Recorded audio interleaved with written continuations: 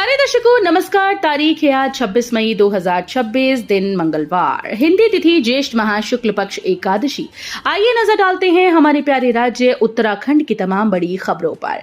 Video शुरू करने से पहले कमेंट बॉक्स में जय हिंद लिखकर हमें सपोर्ट करें। तो चलिए शुरू करते हैं। हल्द्वानी में बनेगा अत्याधुनिक मीडिया सेंटर, 6.75 करोड़ की लागत से होगा निर्माण। मुख्यमंत्री धामी ने किया शिलान्यास।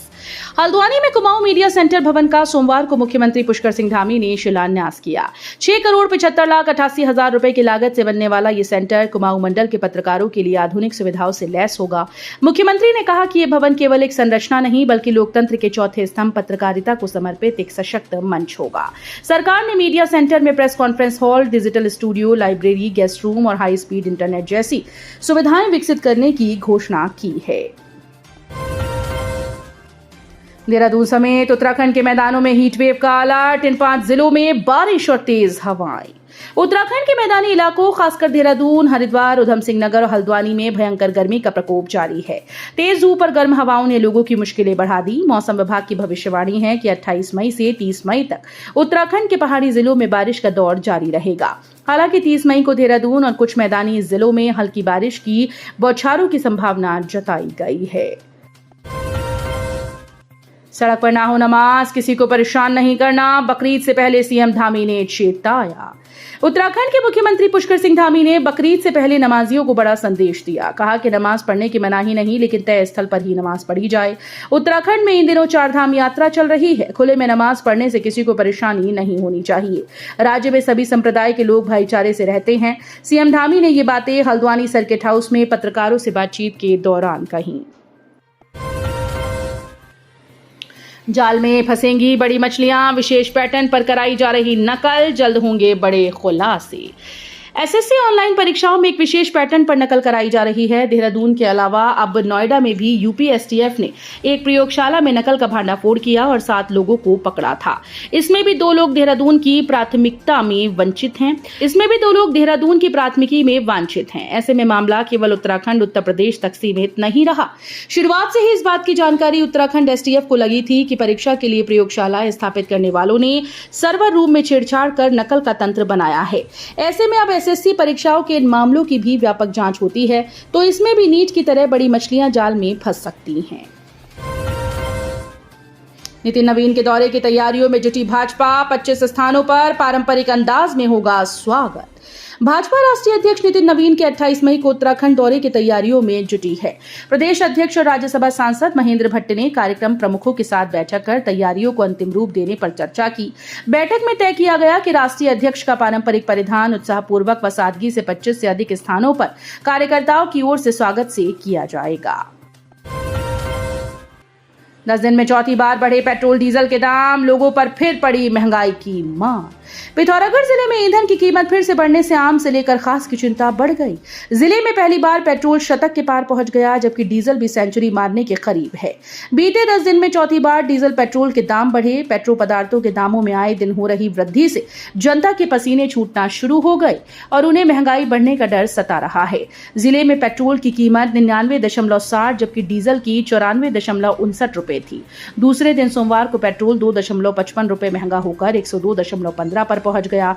वहीं डीजल की कीमत में 2.72 रुपए बढ़कर 94.59 से 97.31 रुपए प्रति लीटर पहुंच गई। आमतौर पर जिले में पर्यटन नगर मुनस्यारी में अन्य हिस्सों की अपेक्षा ईंधन सस्ता मिलता है। ये पहली बार है जब मुनस्यारी में भी पेट्रोल 100 के पार पहुंच गया। सीएम बोले, दीदी की लाइब्रेरी बनेगी युवाओं के सपनों की उड़ान, 55 लाख की योजनाओं का किया लोकार्पण। खटीमा में मुख्यमंत्री पुष्कर सिंह धामी ने सोमवार को खटीमा विकास खंड कार्यालय परिसर में 55 लाख रुपए की लागत से निर्मित दीदी की लाइब्रेरी, 7.5 लाख रुपए की लागत से व्यायामशाला भवन व 26.50 की लागत से विकासखंड सभागार के आधुनिकीकरण कार्यों का लोकार्पण किया। मुख्यमंत्री धामी ने कहा कि शिक्षा किसी भी समाज की प्रगति का सबसे मजबूत आधार होती है। खटीमा में स्थापित की गई दीदी की लाइब्रेरी विद्यार्थियों और प्रतियोगी परीक्षाओं की तैयारी कर रहे युवाओं के लिए ज्ञान का महत्वपूर्ण केंद्र बनेगी। आधुनिक सुविधाओं से युक्त पुस्तकालय छात्र छात्राओं व शांत व अनुकूल अध्ययन वातावरण उपलब्ध कराएगा, जिससे वे अपने लक्ष्य निर्धारण के साथ बेहतर तैयारी कर सकेंगे। अलकनंदा नदी में गिरा वाहन, लापता चालक की तलाश में जुटी पुलिस, एसडीआरएफ, जल पुलिस और डीडीआर है। रुद्रप्रयाग बिजराकोट के निकट चमसिल क्षेत्र के सारी बैसोड़ के पास एक बोलेरो वाहन बीती रात दुर्घटनाग्रस्त होकर अलकनंदा नदी में गिर गया। प्रारंभिक जानकारी के अनुसार वाहन में चालक अकेला सवार था। हादसा रविवार रात हुआ जब वाहन गौचर से बिजराकोट लौट रहा था। वाहन चालक की पहचान राकेश सिंह निवासी बिजराकोट के रूप में हुई। भू कानून उल्लंघन पर सख्त हुए सीएम धामी, जिलाधिकारियों को दिए जांच के निर्देश। खटीमा में मुख्यमंत्री पुष्कर सिंह धामी ने सोमवार को काला पुल नगला तराई स्थित अपने निजी आवास पर प्रदेश के सभी जिलाधिकारियों के साथ वर्चुअल बैठक की। मुख्यमंत्री ने सभी जिलाधिकारियों को सरकारी भूमि से अतिक्रमण हटाने के अभियान में तेजी लाने के निर्देश दिए। खाद गोदाम सर्किट हाउस में सीएम ने सुनी जनप्रतिनिधियों की समस्याएं, निस्तारण के दिए निर्देश। हल्द्वानी में CM Pushkar Singh Dhami Kathgodam circuit house पहुंचे। उन्होंने जनप्रतिनिधियों से भेंट कर उनकी समस्याएं सुनी। जिन समस्याओं का त्वरित निस्तारण को प्राथमिकता बताते हुए अफसरों को गंभीरता से कार्य करने के लिए कहा। गर्मी में बिजली पानी की दिक्कत को तत्काल निस्तारित करने व लापरवाही पर संबंधित अधिकारियों की जिम्मेदारी व जवाबदेही तय करने के लिए कहा गया। नशे के कैप्सूल के साथ 2 तस्कर गिरफ्तार, आरोपियों के खिलाफ एनडीपीएस एक्ट के तहत मुकदमा दर्ज। चंपावत में एसओजी और बनबसा पुलिस ने संयुक्त कार्रवाई में 1200 नशे के कैप्सूल के साथ 2 तस्करों को गिरफ्तार किया। चेकिंग के दौरान स्ट्रॉन्ग फार्म बनबसा के पास पुलिस ने आरोपी कामिल अंसारी के कब्जे से 3 बॉक्स में 720 पायोवैक्सी स्पॉस प्लस कैप्सूल बरामद किए।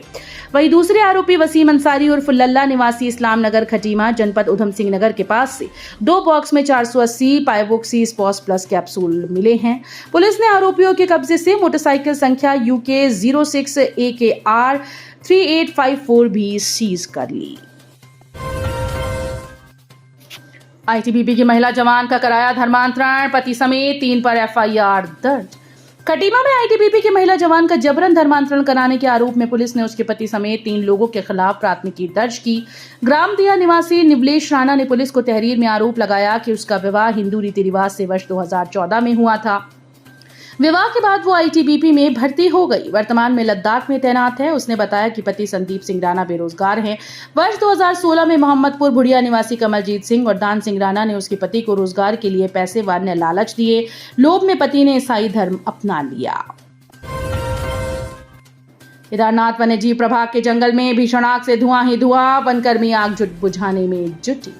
केदारनाथ वन्यजीव प्रभाग की नागनाथ रेंज के शरणाचाई, वीणा नागधार और चमसिल के चीड़ के जंगलों में लगी भीषण आग से वन संपदा को भारी नुकसान पहुंचा। जंगलों में आग फैलने से क्षेत्र में चारों ओर धुआं फैल गया, जिससे दमा रोगियों और बुजुर्गों की परेशानी बढ़ गई है।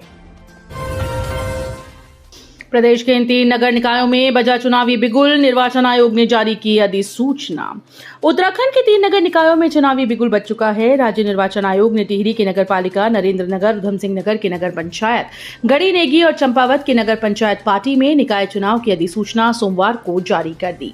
राज्य निर्वाचन आयुक्त सुशील कुमार की ओर से जारी अधिसूचना के बाद अब जिलों के स्तर भी नोटिफिकेशन होंगे। 27 मई से 29 मई को सुबह 10 से शाम 5 बजे के बीच यहां नामांकन पत्र बिक्री, नामांकन जमा होंगे। 30 मई को सुबह 10 बजे से नामांकन पत्रों की जांच होगी। 31 मई को सुबह 10 से दोपहर 3 बजे तक नाम वापसी का मौका दिया जाएगा। 1 जून को सुबह 10 बजे से चुनाव चिन्ह आवंटित होगा।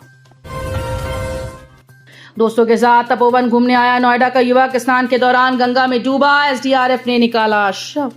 तपोवन घूमने आए नोएडा के एक युवक की गंगा में डूबने से मौत हो गई। युवक अपने दोस्तों के साथ सच्चा धाम के पास गंगा में स्नान कर रहा था, तभी तेज बहाव में बह गया। एसडीआरएफ, जल पुलिस और स्थानीय पुलिस ने सर्चिंग के बाद युवक को बाहर निकाला। एम्स में डॉक्टर्स ने युवक को मृत घोषित कर दिया।